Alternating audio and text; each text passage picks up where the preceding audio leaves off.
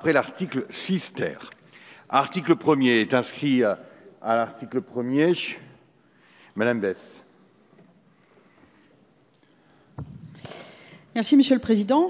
L'attentat de vendredi dernier au Louvre, qui a vu un militaire faire l'objet d'une tentative d'assassinat, nous rappelle toute l'actualité des questions de sécurité publique, mais aussi la nécessité d'y apporter des réponses efficaces. En effet, ceux qui assurent notre sécurité n'ont jamais été autant pris pour cible, militaires, gendarmes, policiers, parce qu'ils nous défendent nos concitoyens, notre pays et ce qu'ils représentent, sont devenus des cibles privilégiées pour les terroristes islamiques et criminels en tout genre.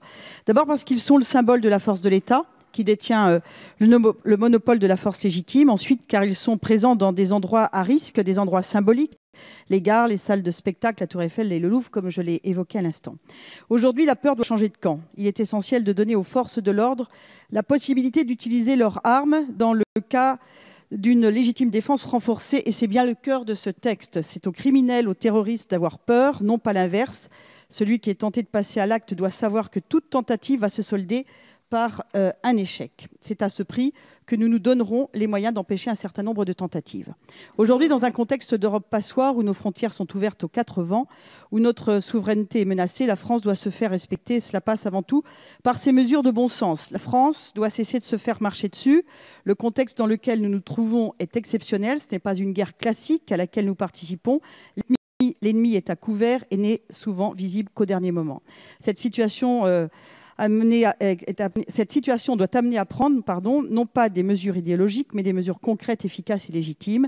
Il n'est pas normal qu'un membre des forces de l'ordre voit sa mission et sa vie menacées car il a peur d'utiliser son arme. Aujourd'hui, il y a une telle judicarisation et une telle surmédiatisation du quotidien des policiers que même face à la mort, les forces de l'ordre ont parfois peur de se défendre et d'utiliser leurs armes. Oui, ce projet de loi est certes nécessaire, mais toutefois insuffisant pour faire respecter la loi et la justice.